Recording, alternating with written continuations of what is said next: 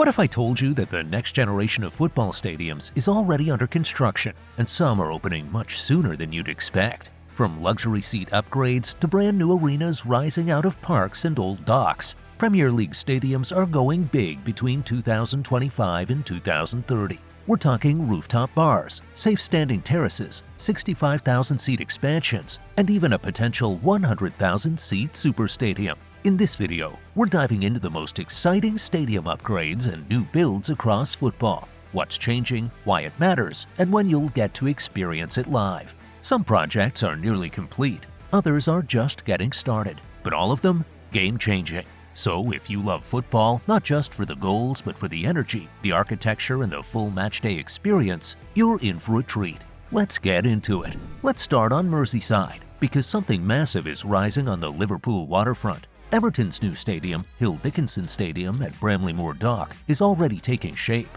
and honestly, it's a work of art. The old shipping dock is being transformed into a 52,888-seat modern ground, blending historic brickwork with sleek glass and steel. Set to open in mid-2025, this bowl will blend the charm of historic Mersey dockside architecture with a bold modern edge. From the outside, it'll look like a museum, but from the inside, it's being built for absolute madness. With tight stands, steep angles, and an enclosed design, the stadium will trap sound, finally giving Everton a home that feels as big as its legacy. And the views? Imagine walking into a stadium with a river on one side and the city skyline on the other. Once it officially opens in August 2025, it might just become one of the most scenic stadiums in all of Europe. Now, we're heading a bit north. Well, sort of.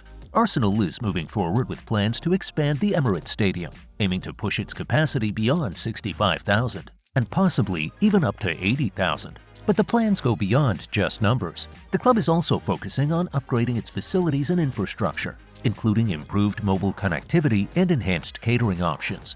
They're working with Populous, the design firm behind the original stadium, to add upper-tier seating and modernize the concourses and hospitality areas. Yes, it's about generating more revenue, but it's also about creating a better matchday experience. Think less time queuing and more time soaking in that classic Arsenal atmosphere. If everything goes ahead, fans could see these upgrades roll out over the next few seasons, well before 2030. Pretty cool, right? Now we're heading down to Birmingham, home of Aston Villa, where the iconic Villa Park is getting a serious glow-up. The famous North Stand is being redeveloped, and once completed, it'll hold over 12,000 seats on its own, pushing the total stadium capacity past 50,000 for the first time in Villa's history. And this isn't just for the vibes, there's a bigger purpose behind it. The upgrade is a key part of Villa Park's bid to become a host venue for UEFA Euro 2028. And UEFA doesn't play around. They've got strict requirements: better crowd flow, improved media facilities, and more fan-friendly infrastructure. So Villa's stepping up. The project is scheduled to wrap up in the second half of 2027. But it's not just the North Stand that's getting attention. The surrounding areas are being transformed too. We're talking new fan zones, upgraded entrances, smoother transport links, and accessibility improvements that make the whole experience more inclusive. Oh, and don't worry, they're not tearing the soul out of the place. Villa Park will still feel like Villa Park, just with more seats, louder roars, and way fewer toilet queues. So the next time someone says historic grounds can't evolve, point them to Birmingham,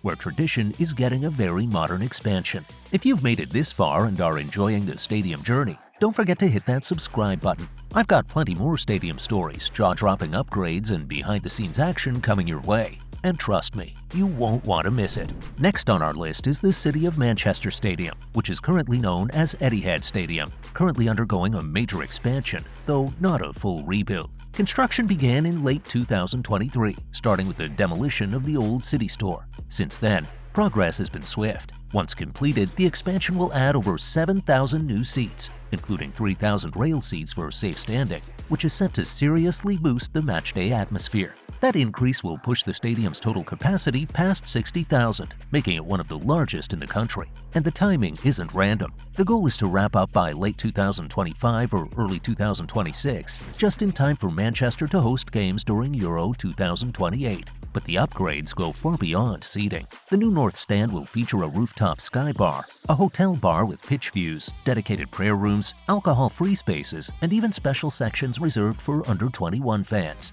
The Etihad is transforming into more than just a stadium. It's becoming a 24/7 festival ground. Picture checking into your hotel and looking out over the pitch, grabbing a rooftop drink before kickoff, or exploring a state-of-the-art club museum with your friends. This is what Manchester City is building, a space that stays alive long after the final whistle. Moving across the city, let's talk about Manchester United. The club is in early-stage discussions with Trafford Council about building a completely new 100,000-seat stadium, potentially located in Trafford Park. This wouldn't be a renovation, it would be a total rebuild. According to the New York Times, the estimated cost of the project is $2.59 billion. The proposed stadium isn't just for football either. The concept includes a multi-purpose rectangular arena designed to host concerts, NFL games, and other major sporting events. Manchester United hopes to complete the new ground by 2030, but that timeline remains uncertain. The project is still in the conceptual phase, funding hasn't been secured, and no official schedule has been confirmed yet.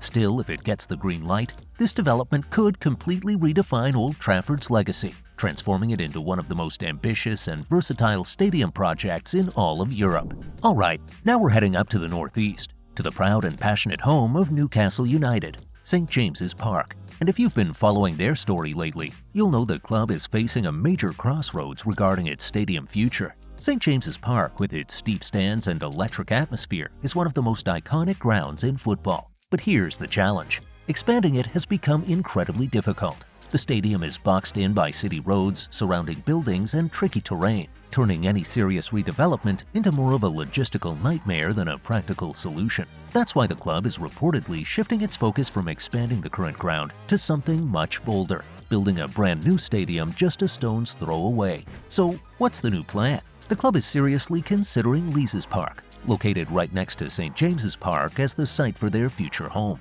If it moves forward, the new stadium could hold around 65,000 fans, a significant jump from the current capacity of just over 52,000.